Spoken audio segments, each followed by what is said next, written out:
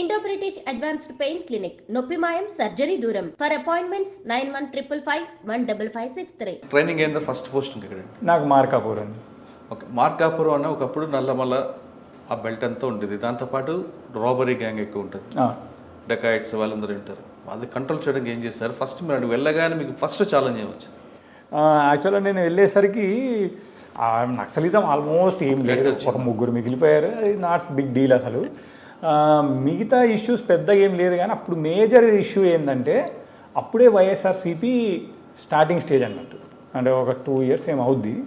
జగన్ గారి ఊపు చాలా ఎక్కువ ఉంటుంది అప్పుడు. అట్లా ఒక ఇష్యూ ఏమైందంటే కిరణ్ కుమార్ రెడ్డి గారు ఎర్రగొండపాలెంలో మీటింగ్ పెడితే మీటింగ్ మొత్తం హంగామా చేసేస్తారు. ఎప్పుడు నేను వెళ్ళడానికి ఒక 4-5 months 6 months బిఫోర్. సో అది మాకు అప్పుడు టఫెస్ట్ ఛాలెంజ్ అన్నట్టు. అంటే ఏంటంటే ఈ పార్టీలు టఫ్గా ఉంది అప్పుడు. నేను వెళ్ళిన ఒక 3 monthsకే అప్పుడు ఇన్సిడెంట్ మధ్యంతరంగా వెళ్ళిపోతారు. అప్పుడు కిరణ్ కుమార్ రెడ్డి గారు సభలో గొడవ కుర్చీలు పగిలిపోయేది అంతే. సో 3-4 months తర్వాత మళ్ళీ కిరణ్ కుమార్ గారి సార్ షెడ్యూల్ వస్తుంది, మేము వస్తున్నాము.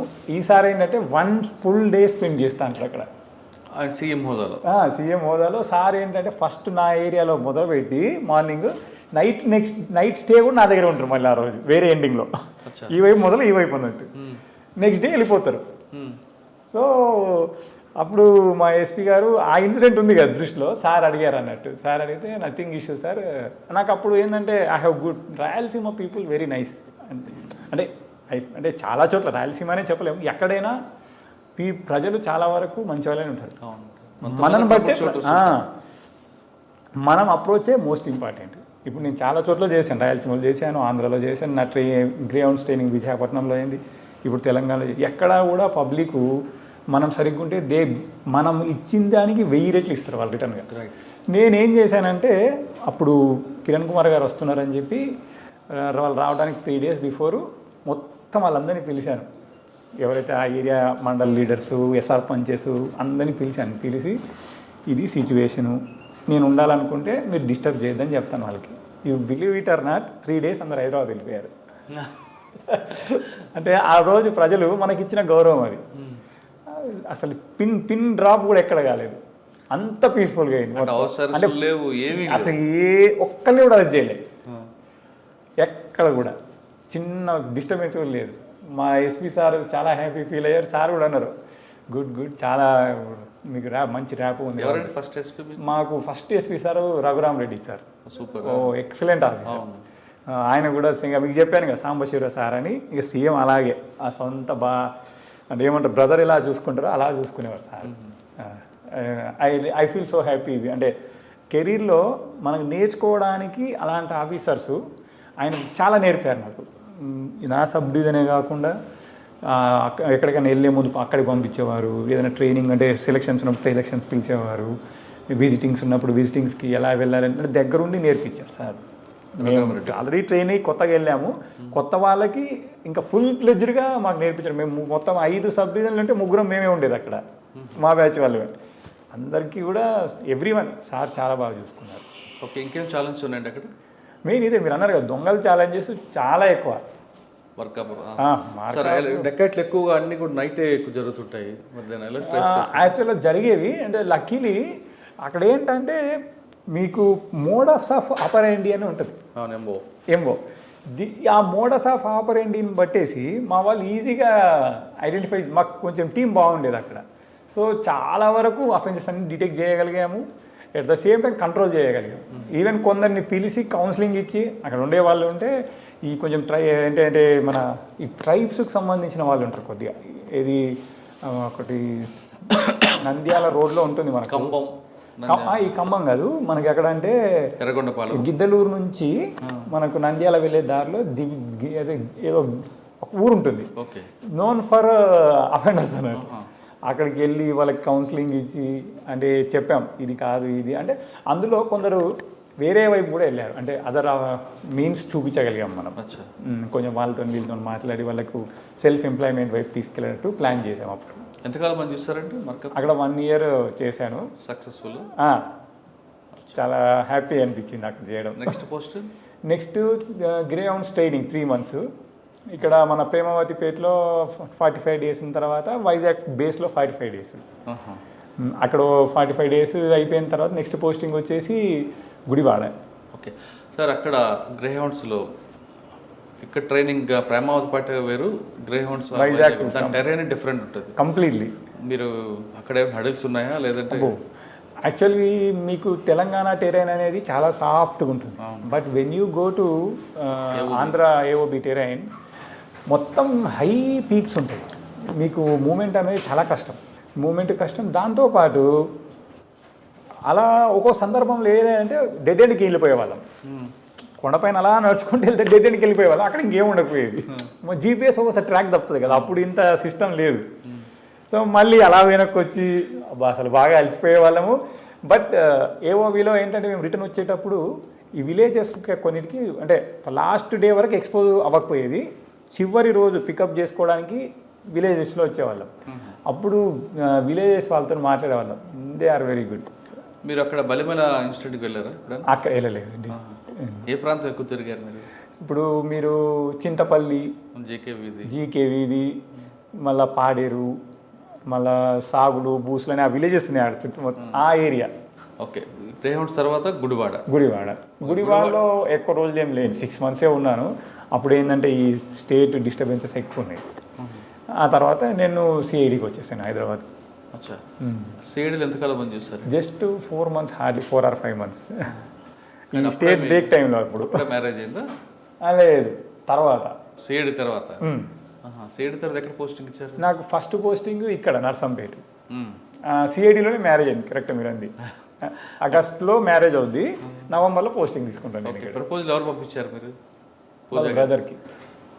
వాళ్ళ బ్రదరు నేనే తెలిసి వాళ్ళ ద్వారా వాళ్ళ బ్రదర్కి ప్రపోజల్ పంపి ఆల్మోస్ట్ అరేంజ్డ్ మ్యారేజ్ లాగే అయింది. అది నాటే 100% లవ్ మ్యారేజ్ అని చెప్పలేము. లవ్ కమ్ మ్యారేజ్ అంతే, అంటే మన వైపు నుంచి. ఆవిడ విసుక్కోలేదు వన్ సైడ్ లవ్ అని? అంటే తను అడిగినప్పుడు కూడా వాళ్ళ పెద్దవాళ్ళకి అడగమని చెప్పారు. ఓకే సార్, పోస్టింగ్ మ్యారేజ్ అయిన తర్వాత నర్సంపేట నర్సంపేట అంటే ఇక్కడ వరంగల్ పక్కనే. ఏం ఛాలెంజెస్ వచ్చాయి అక్కడ? ఛాలెంజెస్ మెయిన్గా ఏంటంటే ఈ ల్యాండ్ ఎక్కువ గొడవలు. ఏదంటే అక్కడ అటవీ ప్రాంతం, మీకు పోడు భూములు ఉంటాయి చూడండి, అవి కొంచెం గొడవలు ఎక్కువ ఉండేవి అక్కడ. దాంతోపాటు పొలిటికల్ రైవలరీ మెయిన్ ఏంటంటే అక్కడ కాంగ్రెస్ ఎమ్మెల్యే, ఇక్కడ టీఆర్ఎస్ గవర్నమెంట్ అప్పుడే రావడం, వీళ్ళు ఇంకా అవన్నీ కొంచెం డిఫరెంట్గా ఉండేవి ప్రాబ్లమ్స్ అన్నీ. బట్ అదే చెప్పాను కదా మీకు నేను, వెన్ వీఆర్ మనం ఎప్పుడైతే రైట్ సైడ్ ఉంటామో ఏ ఇష్యూలు అయినా ఆటోమేటిక్గా ప్రాబ్లమ్ సాల్వ్ అయింది. అక్కడ అలా ఎమ్మెల్యే అపోజిషన్ అయినప్పటికీ వీళ్ళు కోఆపరేట్ చేసేవాళ్ళు, వీళ్ళు కోఆపరేట్ చేసేవాళ్ళు. ఎందుకంటే మనం ఎప్పుడు కూడా ఏది రైటో దానికే స్టాండ్ అయ్యేవాళ్ళం. సో ఎవరు కూడా ఎక్కడ అలిగేషన్ చేయడానికి కానీ లేకపోతే మనల్ని ఇబ్బంది పెట్టడానికి కానీ స్కోప్ ఇచ్చేది లేదు అన్నట్టు. నర్సంపేట ఎంతకాలం ఉండి? 3 years ఉన్నాను నేను. And the most longest time నేను పనిచేసింది అక్కడే. అక్కడే చేశాను. చాలా ఉండాలి మీకు మెమరబుల్ కేసులు, డెకాయిట్లు కానీ. డెకాయిట్లు అంటే ఇప్పుడు మర్డర్ ఫర్ గెయిన్ ఒకటి ఉంటుంది నర్సంపేటలో. మర్డర్ ఫర్ గెయిన్లు నేను ఉన్నప్పుడు నర్సంపేటలో పెద్దగా ఏం జరగలేదు మర్డర్స్. అంటే స్టార్టింగ్లోనే నేను బాగా టైట్గా సెట్ చేసుకున్నాను. అంటే గుడివాళ్ళు ఉన్నప్పుడు ఒక మర్డర్ అయింది, అది నా కెరీర్లో జరిగిన ఇంట్రెస్టింగ్ మర్డర్ అదే అన్నట్టు. ఓకే, ఏంటంటే యాక్చువల్ గుడివాళ్ళు ఏమైందంటే మనకు విజయవాడ నుంచి గుడివాడకు వచ్చే దారి ఉంటుంది, రహదారి. ఆ రహదారి పైన ఒక వ్యక్తిని బైక్ పైన వస్తూ ఉంటే అసలు ఒక రకంగా చెప్పాలంటే పీస్ చేసేస్తారు తలని, మొత్తం ఇక్కడ నుంచి ఇలా కొట్టేస్తారు ఇదంతా. నేను హైదరాబాద్లో ఉంటాను, అది జరిగిందని చెప్తారు. వస్తూ డైరెక్ట్ ఇన్సిడెంట్ అక్కడికే వస్తాం. అక్కడికి వచ్చేసరికి మనకి ఏ క్లూసు ఉండవు అన్నట్టు, ఎందుకు చంపారు అనేది ఏం ఐడియా ఉండదు. తర్వాత మనం ఏంటంటే అది వివిధ మీన్స్లో ఎవరు ప్రాబ్లము అంటే ఎవరు చేసి ఉండొచ్చు ఏంటని అన్నీ చూస్తూ ఉంటాం. బట్ ఏ రకంగా చూసినా అసలు ఏం క్లూ దొరకదు మనకు. తర్వాత ఏం చేస్తామంటే ఒక 2 days తర్వాత 3 days తర్వాత చూసినప్పటికీ ఏ క్లూ రాకపోతే మళ్ళీ ఒకసారి సేమ్ మర్డర్ జరిగిన ప్లేస్కి వెళ్ళి నైట్ టైం అన్నట్టు, నైట్ టైం వెళ్ళేసి అంటే వెహికల్ మూమెంట్ ఎక్కువ ఉంటుంది. నైట్ టైం వెళ్ళి మొత్తం టార్చ్ లైట్స్ పెట్టుకొని క్షుణ్ణంగా పరిశీలిస్తాం అన్నట్టు. పరిశీలిస్తే ఒక కీ దొరికిపోయి మనకు అక్కడ. ఆ కీ ఎవరిదై ఉంటుందా అని చెప్పి ఇప్పుడు మనం ఈ సస్పెక్ట్ లిస్ట్ ఒకటి పెట్టుకున్నాం, అదేంటంటే బైక్ కీ. ఆ సస్పెక్ట్ లిస్ట్ పెట్టుకొని ఎవరు ఆ టైప్ ఆఫ్ బైక్ యూజ్ చేస్తారా అని చెప్పి మొత్తం మొత్తం చూసిన తర్వాత అందులో కొందరు ఉన్నారు అన్నట్టు, ఒక 7 or 6 సేమ్ బైక్ యూజ్ చేస్తారు. సేమ్ బైక్ యూజ్ చేసి దాంట్లో ఒక్కొక్కరిని మనం టిక్ చేసుకుంటూ ఎవరై ఉండొచ్చా అని చెప్పి ఫస్ట్ లాస్ట్ దానికి 2కి మినిమైజ్ చేసాం. 2కి మినిమైజ్ చేసిన తర్వాత ఫస్ట్ చాయిస్ ఎవరిని తీసుకుందాం అని చెప్పి ఒక్కళ్ళని తీసుకొచ్చి అంటే మనకు ప్రాబబిలిటీస్ తెలుస్తాయి కదా అతనే అయ్యి ఉండడానికి అని అతను తీసుకొచ్చి మాట్లాడుతూ అతను ఫస్ట్ మా వాళ్ళు కూడా ముందు ఒకసారి పిలిపించి మాట్లాడితే ఏం చెప్పడు. ఆ రోజు మాట్లాడుతూ నేను అంటాను, మీ బైక్కి మీ దగ్గర ఉందా అని అడుగుతాను. ఫస్ట్ అడిగితే అతను నా దగ్గరే ఉంది సార్, అది ఇది అని చెప్తాడు. ఓకే ఒకసారి ఇవ్వండి అని అంటే అది తీసిస్తాడు. అది ఏంటంటే ఫ్రెష్ కీ ఉంటుంది అన్నట్టు. దానికంటే మిగతా కీస్ అని ఓల్డ్ ఉంటే అదొకటి ఫ్రెష్ కీ ఉంటుంది అన్నట్టు. ఇది పాతదానిలాగా లేదు, ఇందులో అన్నీ పాతయి, ఇది లేదు సార్ ఎప్పటి నుంచి అదే వాడుతున్నా అంటాడు. సర్లే అబద్ధం ఎందుకు చెప్తావు, నీ పాతకి నేను ఇవ్వనా అని అడుగుతాను.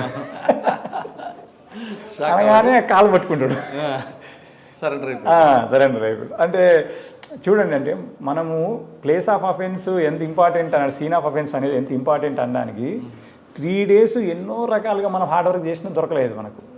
అదే సీన్ ఆఫ్ అఫెన్స్ని క్షుణ్ణంగా పరిశీలించడం వల్ల ఒక చిన్న క్లూ తోటి కేసు డిటెక్ట్ అయిపోయింది కంప్లీట్గా. ఎవరు సరెండర్ అయ్యాడా? అతనే సరెండర్ చేశాడు.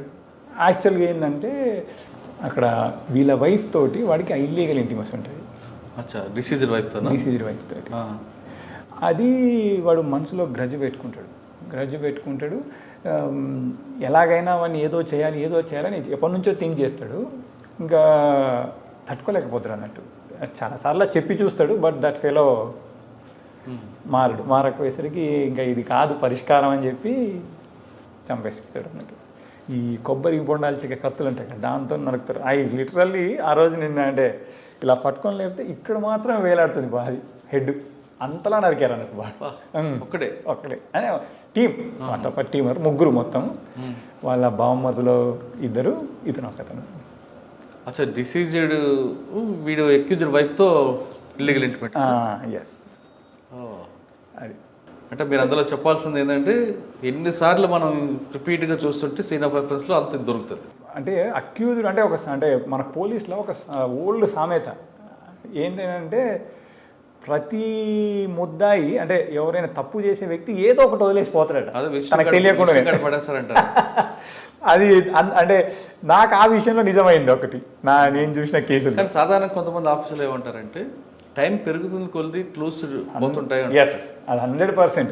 మనము అఫెన్స్ అనేది ఎంత తొందరగా దాని ఎంట పడితే అంత తొందరగా డిటెక్ట్ అవుతుంది. If you lose the time it will become complication. అది ఇంకా లాస్ట్కి అదేమంటారు కోల్డ్ స్టోరేజ్కి వెళ్ళిపోయే పరిస్థితి వస్తుంది. ఇక్కడ మీకు నర్సంపేటలో ఏమైనా దొరకలేదా? మర్డర్ ఫర్ కాదు కానీ వేరే మంచి మర్డర్ ఫర్ అంటే ఇక్కడ కొంచెం ఇవి ఉండేటి ఏంటి మన ఈ చిల్లర మావోయిస్ట్ కాకుండా అది ఏమంటారు మనకు జనశక్తి అని అలాంటి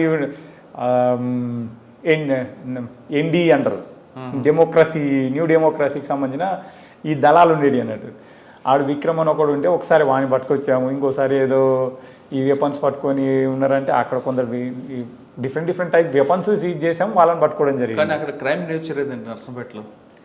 క్రైమ్ నేచర్ స్పెసిఫిక్ క్రైమ్ ఏమి ఉండదు అక్కడ. పెట్టి కేసులా అంటే ఒకప్పుడు గాంజా ఉండేది, మేము ఉన్నప్పుడు కూడా చాలా చిన్న మొత్తం గాంజా. రెండోది ఏంటంటే మెయిన్గా మేము టార్గెట్ చేసింది అక్కడ ఈ గుడుంబ విపరీతం అన్నట్టు.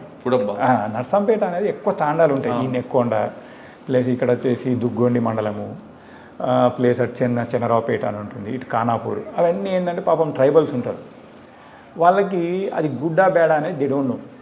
సో మేము ఉన్నప్పుడు ఏంటంటే ఫస్ట్ నేను మొదలుపెట్టింది అదే. లక్కీలీ నాకు ఎస్ఐస్ సిఐస్ కూడా బాగా సపోర్టివ్గా దొరికారు. అదే టైంలో మాకు అంటే గవర్నమెంట్ కూడా తెలంగాణ గవర్నమెంట్ అప్పుడే రావడము, కేసీఆర్ గారు ఏం చేశారంటే నోనో దీన్ని మనం పూర్తిగా ఎరాడికేట్ చేయాలి, వీళ్ళకి మనము ఏదో ఒక సోర్స్ అదర్ చూపించాలని చెప్పడము. ఇక్కడ జిల్లా కలెక్టర్గా వాకటి కరుణా మేడం గారు ఉండే, దాదాపు ఐ రిమెంబర్ ఈ రోజు కూడా 264 ఫ్యామిలీస్కి సమ్ అదర్ మీన్స్ చూపించి we have complete tried to eradicate. అంటే 100% ఎరాడికేషన్ చేసామని మేము చెప్పలేను, but I can say 90-95% we have done it. But చాలామంది బెల్లం అమ్మే వాళ్ళని అంటే ఎవరైతే దీనికి ముడి సరుకు అమ్మే వాళ్ళు ఉన్నారో అంటే క్రష్డ్ అని చెప్పొచ్చు రకంగా, కేసెస్ పెట్టేసి ఇంకా అమ్మితే మీరు చాలా ఇబ్బంది పడతారు మీరు ఒకవేళ మీరు నిజంగా కిరాణా షాపులు అంటే కేజీ 2 కేజీలు తీసుకెళ్తారు, కానీ ఈ కేజీలు తీసుకెళ్ళేవాడు కిరాణా ఇంట్లో ఏం చేసుకుంటారు?